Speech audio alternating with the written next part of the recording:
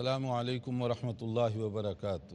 الحمدللہ رب العالمین والصلاة والسلام علی رسولہ الکریم وعلی آلہ وصحبہ اجمعین ومن تبعہ بإحسان الی یوم الدین، اما بعد۔ یہ ایک بہت ہی اہم سبجیکٹ ہے جس پر ہم اس وقت گفتگو کرنا چاہیں گے، وہ ہے مصادر اسلام، یعنی اسلامی نالج، اسلامی معلومات لینے کے لیے کون سے ذرائع ہیں۔ کسی بھی مذہب کے بارے میں لوگوں کے ذریعے سے معلومات لینا یہ درست نہیں ہوگا، کیونکہ مسلمان غلطی بھی کر سکتے ہیں، صحیح بھی کر سکتے ہیں۔ اسی طرح سے آپ کوئی کلچر یا تہذیب کے ذریعے سے معلومات لینا چاہیں تو تہذیب اور کلچر ہر جگہ الگ الگ ہوتا ہے۔ ایک گاؤں کی تہذیب دوسرے گاؤں سے بدل سکتی ہے، ایک علاقے کا کلچر دوسرے علاقے میں جب آپ جائیں گے تو بدل جائے گا، تو اس لیے اس سے بھی ہم معلومات لیں گے تو وہ ادھوری اور ناقص ہوگی۔ پھر کلچر مذہب پر بیس نہیں کرتا، ہر جگہ کے کلچر مختلف ہوتے ہیں، چاہے وہ مسلمانوں کا مکس کلچر ہو دوسرے مذاہب کے ساتھ یا کسی اور کے ساتھ، تو اس سے بھی معلومات لینا یہ درست نہیں ہے۔ تو معلومات ہم کہاں سے لیں گے؟ مصادر اسلام کیا ہیں، سورسز آف انفارمیشن کیا ہیں، یہ ہم بتانا چاہیں گے اس میں، کیونکہ یہ بہت زیادہ اہم سبجیکٹ ہے۔ تو اس میں سب سے بنیادی جو چیز ہے جس سے ہم اسلامی نالج سیکھ سکتے ہیں وہ اللہ تعالیٰ کی کتاب قرآن مجید ہے۔ یہ پہلا اور سب سے بنیادی ہمارا مصدر ہے انفارمیشن کا، اور اس کے بعد رسول اکرم صلی اللہ علیہ وسلم کی سنت اور احادیث نمبر 2۔ اسلامی معلومات لینے کا دوسرا جو ذریعہ ہے وہ رسول اکرم صلی اللہ علیہ وسلم، کیونکہ آپ نمونہ اور ماڈل بنا کر بھیجے گئے۔ جیسے قرآن کریم میں کہا گیا، سورہ احزاب آیت 21، لَقَدْ كَانَ لَكُمْ فِي رَسُولِ اللَّهِ أُسْوَةٌ حَسَنَةٌ لِمَنْ كَانَ يَرْجُو اللَّهَ وَالْيَوْمَ الْآخِرَ وَذَكَرَ اللَّهَ كَثِيرًا، کہ تمہارے لیے بیسٹ ایگزامپل، ماڈل، نمونہ کون ہے؟ وہ رسول اکرم صلی اللہ علیہ وسلم ہے۔ تو رسول اکرم صلی اللہ علیہ وسلم صرف عربوں کے لیے ماڈل تو نہیں تھے، تمام لوگوں کے لیے ماڈل ہیں۔ جب تمام لوگوں کے لیے ماڈل ہیں تو ہمارے لیے بھی ماڈل ہیں، اور ہم اگر دین سیکھنا چاہیں تو ہم کس کو اپنا نمونہ بنائیں، اسوہ کس کو بنائیں؟ نبی صلی اللہ علیہ وسلم کو۔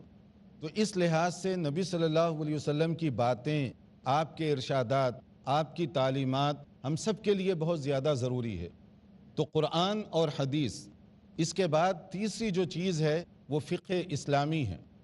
فقہ اسلامی اصل میں علیحدہ ایک سبجیکٹ کے طور پر تو ہم پڑھیں گے، لیکن یہ ہے کہ بنیادی طور پر اسلامی نالج کے لیے جو اصل سورسز ہیں وہ قرآن اور حدیث ہیں۔ قرآن اور حدیث کی ایکسپلینیشن اور تشریح، اسی کو ہم فقہ کہتے ہیں۔ تو فقہ کے لیے ضروری ہے کہ وہ قرآن اور حدیث سے نکلی ہوئی ہو، تو مگر یہ سبجیکٹس ہم الگ الگ کر کے پڑھیں گے تاکہ اس میں زیادہ انفارمیشن بھی ہو اور زیادہ سہولت بھی ہو۔ تو آئیے سب سے پہلے ہم قرآن مجید کی طرف رجوع کرتے ہیں کہ قرآن مجید کیا ہے۔ تو یہاں شروع میں ایک بات بتا دوں دلچسپی کے لیے، بعض لوگ قرآن مجید کا نام سنتے ہیں مگر دیکھنے کی ان کو توفیق شاید کم ہوئی ہو۔ ایک دیہات میں کہیں پر ایسا ہوا کہ عدالت میں گئے اور مسئلہ پیش آیا کہ قسم کھانا ہے، اور جج نے پوچھا کہ آپ کا مذہب کیا ہے؟ اس نے کہہ دیا مسلمان۔ تو آپ کی مقدس کتاب کیا ہے؟ قرآن مجید۔ تو کیا تم قرآن مجید کی قسم کھاؤ گے؟ وہ دیہاتی آدمی ڈر گیا، قرآن اٹھانا پتہ نہیں کتنی وزنی کتاب ہے، میں اٹھا سکوں گا یا نہیں اٹھا سکوں گا، تو وہ ڈر کر پیچھے ہٹ گیا۔ اس کے بعد جب کورٹ ختم ہوا تو کسی نے بتایا کہ قرآن کسے کہتے ہیں؟ قرآن مجید تو یہ کتاب ہے، یہ قرآن مجید ہے۔ جب اس کو یہ بتایا گیا تو اس نے کہا کہ اگر مجھے پہلے معلوم ہوتا تو میں 100 قرآن اٹھا لیتا سر پر۔ تو اس دیہاتی کے پاس قرآن مجید کا تصور کیا ہے؟ ایک ایسی کتاب جو سر پر اٹھائے جتنا آپ اٹھا سکتے ہوں، مگر قرآن کا مقصد کیا ہے، اس کی عظمت کیوں ہے اور اس کے ساتھ ہمارا تعلق کیا ہے، وہ اسے نہیں معلوم۔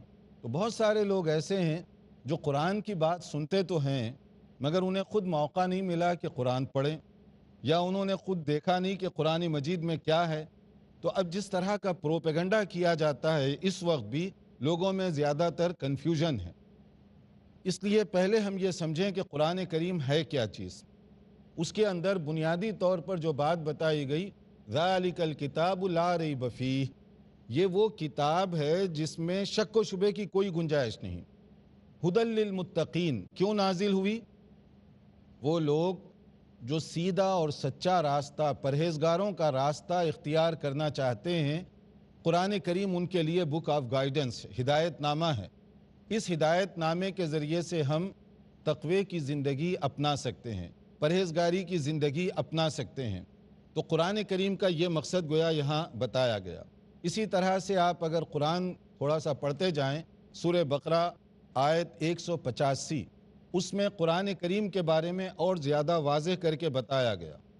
نمبر 1 ہدی للناس وبینات من الہدی والفرقان، 3 باتیں آیت 185 میں قرآن کے بارے میں بتائی گئیں۔ ہدی للناس، تمام دنیا کے لوگوں کے لیے وہ ہدایت نامہ ہے، یعنی صرف مسلمانوں کے لیے نہیں، عربوں کے لیے نہیں، یا مخصوص علاقے کے لوگوں کے لیے نہیں۔ الناس، مینکائنڈ، تمام دنیا کے لوگوں کے لیے کتاب یہ ہدایت نامے کے طور پر نازل کی گئی۔ اس کتاب سے تمام دنیا کے رہنے والے سبق حاصل کر سکتے ہیں، چاہے وہ یورپ کا رہنے والا ہو، امریکہ کا رہنے والا ہو، افریقہ کا رہنے والا ہو، ہندوستان کا رہنے والا ہو، سب ایکولی اس سے فائدہ اٹھا سکتے ہیں، کیونکہ یہ سب کے لیے نازل کی گئی۔ دوسری بات اس میں بتائی گئی وَبَيِّنَاتٍ مِّنَ الْهُدَى وَالْفُرْقَانِ، یعنی اس میں کلیئر ایویڈنس ہیں، واضح نشانیاں، ایسی باتیں جن کو آدمی سن کر فوری پک اپ کر سکے، فوری سبق حاصل کر سکے۔ اس میں کوئی پیچیدگی نہیں ہے کہ معلوم نہیں اللہ ایک ہیں یا دو ہیں، معلوم نہیں رسول اکرم صلی اللہ علیہ وسلم اللہ کے نبی ہیں یا نہیں ہیں، معلوم نہیں آخرت آئے گی نہیں آئے گی، جنت ہے یا نہیں ہے۔ قرآن کریم پڑھ کر کوئی بھی شخص اپنے عقیدے کی اصلاح کر سکتا ہے۔ قرآن کریم پڑھ کر کسی کو بھی معلوم ہوگا کہ اللہ ایک ہے، شرک جائز نہیں ہے۔ قرآن پڑھ کر ہر ایک کو یہ معلوم ہوگا کہ نبی کریم صلی اللہ علیہ وسلم اللہ کے آخری رسول ہیں۔ قرآن کے ذریعے معلوم ہوگا آخرت، پھر جنت اور دوزخ یہ لازمی ہے، اس میں کوئی شک و شبہ نہیں، بالکل سمپل، اسٹریٹ فارورڈ اور بہت آسان طریقے سے یہ چیزیں اللہ تعالیٰ کی طرف سے بیان کی گئی ہیں قرآن کریم میں۔ اور تیسری جو چیز اس میں بتائی گئی الفرقان، فرقان فرق کرنے والی چیز، یعنی وہ چیز جس کے ذریعے سے آپ سچ اور غلط، حق اور باطل، صحیح اور غلط کے درمیان تمیز کر سکیں۔ کرائیٹیریا، کہ کرائیٹیریا اللہ تعالیٰ نے کسی آدمی کو نہیں بنایا۔ میں اگر بن جاؤں کرائیٹیریا، آپ بن جائیں معیار حق و باطل، بات غلط ہو جائے گی۔ کرائیٹیریا اللہ نے قرآن مجید کو بنایا، الفرقان، حق اور باطل، سچ اور جھوٹ، صحیح اور غلط، اس کو معلوم کرنے کا طریقہ کیا ہوگا؟ قرآن مجید۔ میری بات آپ اس کو قبول بھی کر سکتے ہیں، آپ اس کو ریجیکٹ بھی کر سکتے ہیں۔ کسی اور مولانا، مولوی، اسکالر، شیخ کی بات آپ پسند آ گئی تو لے لیجئے، نہ پسند آئی تو چھوڑ دیجئے، مگر ہم سب کے لیے ضروری ہوگا الفرقان قرآن کی طرف دیکھیں کہ اس میں کیا کہا گیا ہے اور وہ چیز اس کے اندر کیسے بتائی گئی ہے۔ اگر وہ سچ ہے تو اس کو قبول کریں۔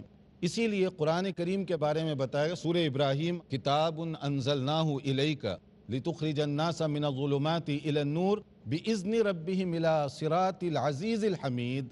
یہ وہ کتاب ہے جو اس لیے نازل کی گئی۔ مقصد کیا ہے قرآن کا؟ اس میں بتایا گیا۔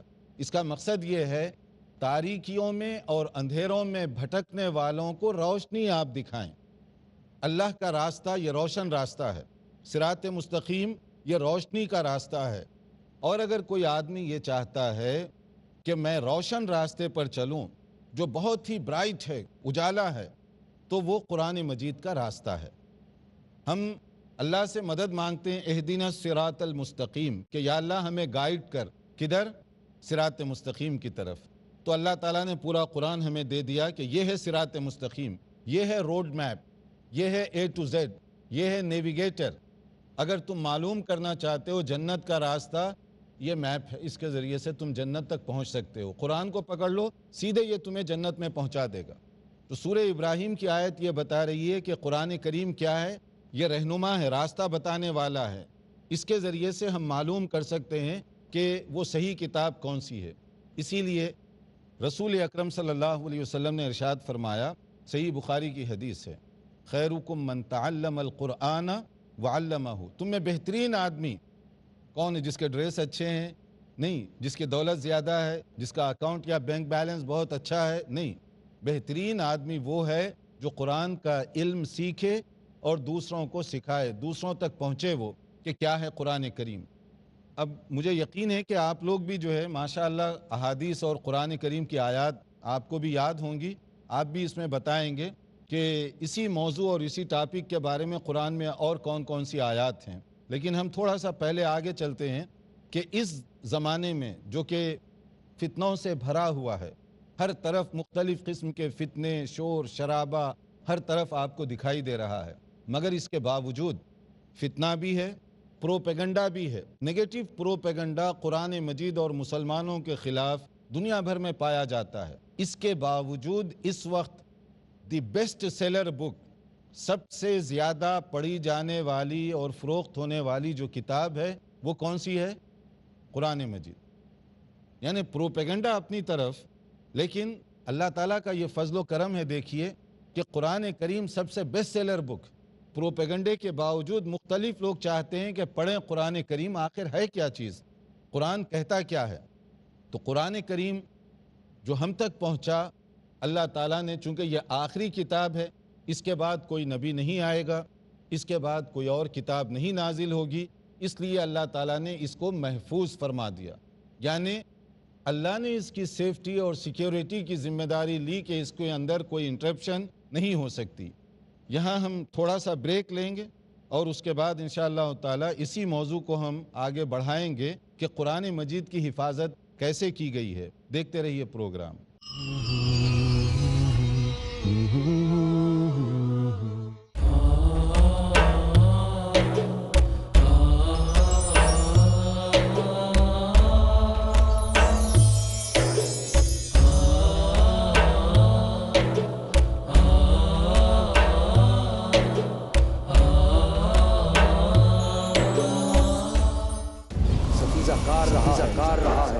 ازل سے تا امروز چراغ مصطفی سے شرار بولہ سے اے بنی نو انسان، اپنے رب کی بندگی کرو جس نے تمہیں پیدا کیا.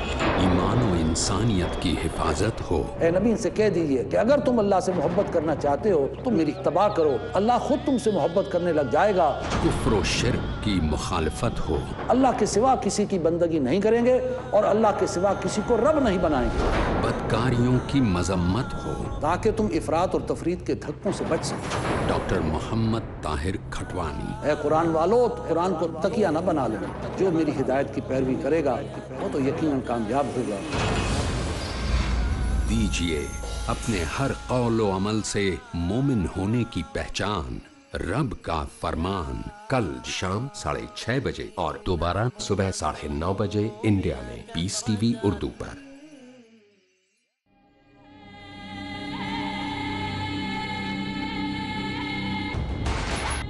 جہاد اور دہشت گردی.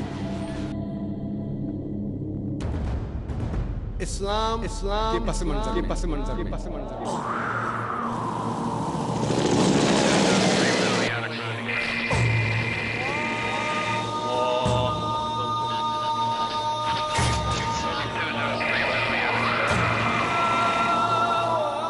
وَقُلْ جَاءَ الْحَقُّ وَزَهَقَ الْبَاطِلُ ان الباطل کان زہوقا.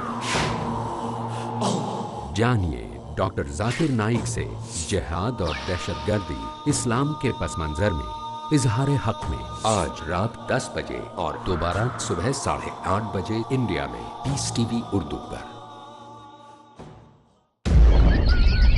جو توحید کا کلمہ پڑھے روزانہ، جو خلوص سے ادا کرے نماز پنجگانہ، جو رمضان کا روزہ رکھے ماہانہ، جو خوف الہی سے زکوٰۃ دے سالانہ، اور جو شکر الہی میں ہو حج کے لیے روانہ. کیسے حاصل کریں گے مومنین دنیاوی عبادت کی بنیاد پر جنت میں مکان؟ ایمان کے بنیادی ارکان. اگلا پروگرام پیس ٹی وی اردو پر.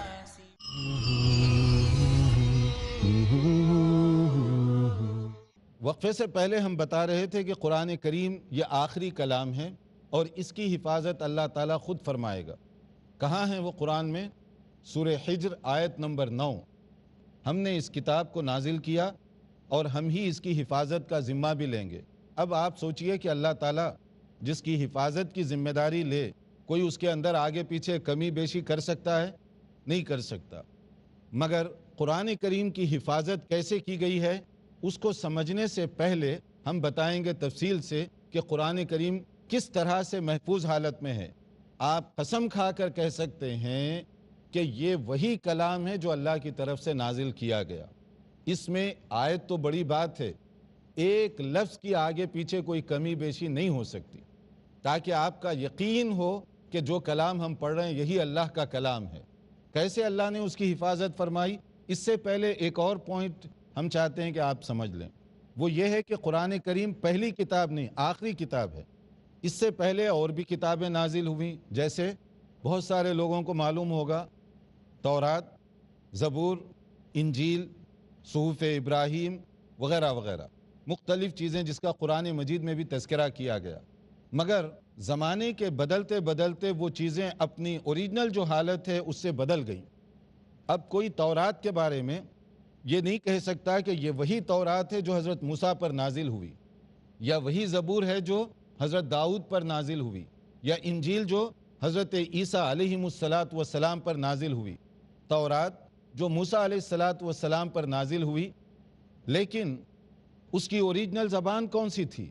اور اگر میں آج چاہوں کہ اوریجنل ٹیکسٹ پڑھوں، یعنی میں چاہتا ہوں کہ تورات جس زبان میں نازل ہوئی اسی زبان میں اس کو پڑھوں، کیا میں پڑھ سکتا ہوں؟ نہیں پڑھ سکتا۔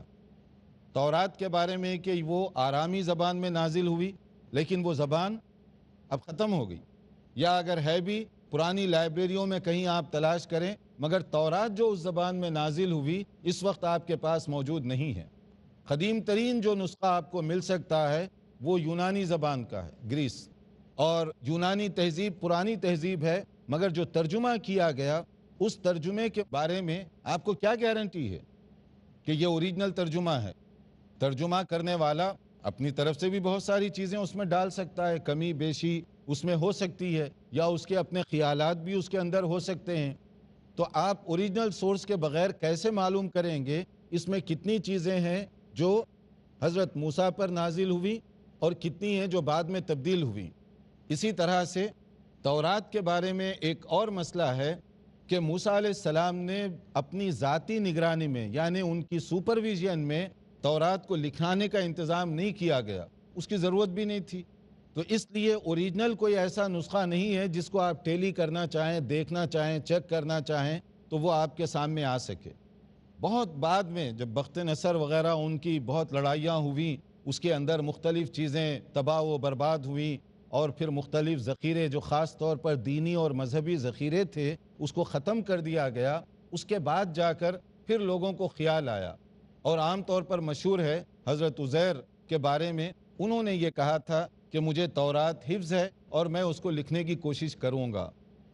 مگر اب اس میں ایک ٹیکنیکل پرابلم پیش آ رہا ہے، اور وہ ٹیکنیکل پرابلم یہ ہے کہ حضرت عزیر اور موسیٰ علیہ السلام کے درمیان بہت فاصلہ ہے۔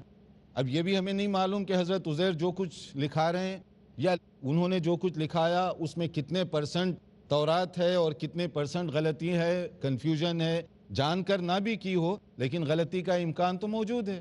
پھر اس کے بعد وہ چیز بھی اس طرح باقی نہیں رہی، نتیجہ یہ کہ چینجنگ در چینجنگ کئی بار تبدیلیاں ہوئی، اور اوریجنل تورات کا اس وقت وجود نہیں ہے۔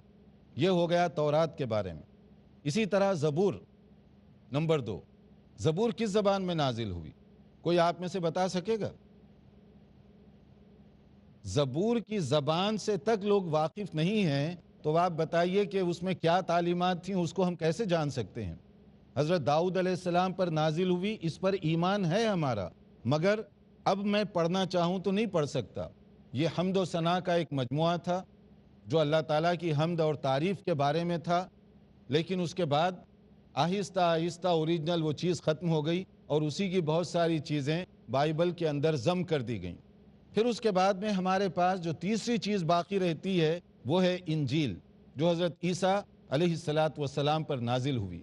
لیکن جو موجودہ انجیل ہے ہمارے پاس، کیا اس کے بارے میں ہم یقینی طور پر کہہ سکتے ہیں کہ یہ عیسیٰ علیہ السلام پر نازل ہوئی انجیل ہی کا نسخہ ہے؟ نہیں کہا جا سکتا۔ بائبل جو ہے اس کے بارے میں بعض لوگوں کو غلط فہمی ہو گئی، انہوں نے یہ سمجھا کہ شاید یہ منزل من اللہ ہے۔ بائبل اللہ کی طرف سے نازل کردہ نہیں ہے، بائبل یہ مختلف آسمانی کتابوں کا ایک مجموعہ آپ کہہ سکتے ہیں۔ اس میں کچھ چیزیں ایکسپلینیشن والی بھی ہیں، کچھ فٹ نوٹ کی چیزیں بھی لے لی گئیں، کچھ لوگوں کی اوپینینز بھی لے لی گئیں۔ اس لیے اس کی صحیح اگر تعریف ہم کرنا چاہیں، جو انگریز، عیسائی اور پادری جو وہ لوگ کہتے ہیں اس کے مطابق، تو ہمارا یہ کہنا زیادہ مناسب ہوگا کہ بائبل کی حیثیت سیرت کی کتاب کی ہے۔ اس کو منزل من اللہ کہنا یہ بڑا مشکل ہوگا، کیونکہ اس میں کچھ ایسے ابواب اور کچھ ایسے واقعات ہیں جو تو بعد میں پیش آئے، حضرت عیسیٰ علیہ السلام کے بعد پیش آئے، تو وہ کیسے انجیل کا حصہ بن سکتے ہیں؟ اس لیے ہم یہ کہیں گے کہ یہ مختلف ترجمے اور اس کے بعد مختلف لوگوں کے خیالات کا مجموعہ، جو بعد میں بھی کچھ لوگ اپنے خیالات دیتے رہے، بعد میں بھی کچھ لوگ اپنی طرف سے مختلف چیزیں بناتے رہے، پیش کرتے رہے، وہ سب کو مکس کر کے وہ مجموعہ تیار کیا گیا۔ اس لیے موجودہ بائبل کے بارے میں کوئی یہ نہیں کہہ سکتا کہ یہ منزل من اللہ ہے۔ ہم نہیں، بلکہ جو عیسائی ہیں، جو ان کے اسکالرز ہیں، وہ بھی نہیں کہہ سکتے کہ یہ منزل من اللہ ہے، بلکہ وہ یہ زیادہ سے زیادہ یہ کہہ سکتے ہیں ان تعلیمات کا یہ نچوڑ یا خلاصہ ہے۔ اب نچوڑ اور خلاصہ صحیح بھی ہو سکتا ہے، غلط بھی ہو سکتا ہے، یا مکس اپ بھی ہو سکتا ہے۔ اگر مان لیجئے کہ اس میں 50% مکس اپ ہے، تو ہمیں کیا معلوم کہ وہ جو 50% حصہ ہے کون سا صحیح ہے اور اس میں کون سی باتیں غلط ہیں۔ اب یہاں ایک کوشچن پیدا ہوگا کہ جب یہ کتابیں بھی اللہ کی طرف سے نازل کی گئی تھیں تو ان کی حفاظت اللہ نے کیوں نہیں فرمائی؟ جیسے قرآن کے بارے میں کہا گیا کہ اللہ تعالیٰ اس کی حفاظت کرنے والا ہے، کیوں نہیں فرمائی؟ اس کا ایک سبب یہ ہے کہ یہ وہ آخری کتاب نہیں تھی، نہ تورات آخری کتاب تھی، نہ زبور آخری کتاب تھی، نہ انجیل آخری کتاب، نہ موسیٰ علیہ السلام آخری نبی، نہ داؤد علیہ السلام آخری نبی، نہ عیسیٰ علیہ السلام آخری نبی۔ ان کے بعد بھی انبیاء کرام آتے رہے، اور پھر اس دور میں کوئی ایسا کمیونیکیشن کا وسیلہ ذرائع نہیں تھے کہ وہ ایک جگہ کی چیز آسانی کے ساتھ دوسری جگہ منتقل کی جا سکے۔ تو اس میں اللہ تعالیٰ کی حکمت تھی، مشیت تھی کہ جب تک ضرورت تھی اس وقت تک لوگ اس سے فائدہ اٹھاتے رہے، اور اس کے بعد دھیرے دھیرے وہ چیز تبدیل ہوتی چلی گئی۔ پھر اس کے بعد میں قرآن کریم نازل ہوا۔ قرآن کریم یہ آخری کتاب کی شکل میں نازل ہوا۔ اب چونکہ کوئی اور نبی نہیں آئے گا قیامت تک، اس لیے جو کچھ قرآن کریم میں نازل کیا گیا اس کو ہم کہہ سکتے ہیں کہ یہ آخری کتاب ہے۔ اب اس کے بعد کوئی اور کتاب نہیں آئے گی۔ یہاں تک تو پچھلی کتابوں کے بارے میں تھا، اب قرآن کریم کے نزول کو بھی آپ دیکھیں۔ قرآن کریم ایٹ ونس ایک دم نازل نہیں کر دیا گیا پورے کا پورا، بلکہ اس کے لیے کتنے سال لگے؟ تقریباً 23 سال کا عرصہ لگا کمپلیشن کے لیے، مکمل ہونے کے لیے۔ تھوڑا تھوڑا حسب ضرورت اور حالات کے مطابق یہ نازل ہوتا گیا۔ اس کا آغاز جو ہوا وہ عام طور پر جو بیان کیا جاتا ہے 20 رمضان کی شب، جو کہ 21ویں رمضان لیلۃ القدر، اس حوالے سے عام طور پر بتایا جاتا ہے کہ قرآن کریم کا جو پہلا نزول ہوا، جس کو ہم کہتے ہیں انا انزلناہ فی لیلۃ القدر، کہ یہ لیلۃ القدر میں نازل ہوا، تو پہلا پورشن اس کا لیلۃ القدر میں نازل کیا گیا۔ اس کا ایک مفہوم اور بھی ہے کہ قرآن کریم کا فیصلہ لیلۃ القدر میں کر کے آسمان دنیا پر اس کو بھیج دیا گیا، تاکہ وہاں سے نبی کریم صلی اللہ علیہ وسلم تک آہستہ آہستہ حسب ضرورت نازل ہوتا رہے، جو کہ شروع بنتا ہے 10 اگست 610 عیسوی کے حساب سے آپ کریں، 10 اگست اور 610 جو آغاز، اور اس کے بعد پھر آہستہ آہستہ وہ 23 سال میں جا کر مکمل ہوا، تاکہ لوگ اطمینان سے اس کو پڑھیں، یاد کریں، اس کو سمجھیں، اس کے مطابق عمل کریں۔ یعنی ایک دم نازل ہونے میں یہ تینوں چیزیں بڑی مشکل تھیں کہ یاد کرنا، سمجھنا، عمل کرنا۔ اسی لیے اللہ کی یہ حکمت رہی کہ وہ آہستہ آہستہ نازل ہوا، اس لیے حفظ کرنا بھی آسان ہو گیا، رائٹنگ بھی آسان ہو گئی، عمل بھی آسان ہو گیا۔ تو یہ ساری چیزیں حفاظت قرآن کا ایک ذریعہ بنی۔ انشاءاللہ تعالی قرآن کریم کیسے حفاظت کی گئی اس کی، کیا کیا اس کے لیے اسباب استعمال کیے گئے، ہم اس کی دوسری جو قسط ہے اس میں پیش کریں گے، مگر ہم چاہتے ہیں کہ یہاں تک جو باتیں ہوئی ہیں اس میں جو آپ کے اگر سوالات ہوں تو اس سلسلے میں آپ کوئی بھی سوال کر سکتے ہیں. جی السلام علیکم.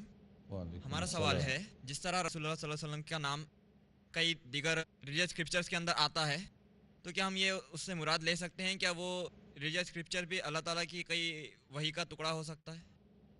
یہ ماشاءاللہ بہت اچھی بات ہے اور اچھا سوال ہے کہ رسول اکرم صلی اللہ علیہ وسلم کا اسم گرامی مختلف آسمانی کتابوں میں یا مذہبی کتابوں میں پایا جاتا ہے، تو کیا وہ صحیح ہوگا؟ تو اس بارے میں ہم یہ کہہ سکتے ہیں کہ جو بھی آسمانی کتابیں نازل ہوئی وہ تو اللہ کی طرف سے نازل ہوئی، اس لیے اس کی جو چیزیں قرآن جو تصدیق کرتا ہے ہم اس بارے میں کہہ سکتے ہیں کہ یہ اللہ ہی کی ہوں گی، اس لیے کہ قرآن مجید سے اس کی تصدیق ہو رہی ہے. انشاءاللہ تعالی اس کلاس کی جو باقی باتیں ہیں بعد میں اس کے دوسرے حصے میں جاری رکھیں گے کہ قرآن کریم کی حفاظت کیسے ہوتی رہی ہے. آئندہ کلاس کا انتظار کیجیے.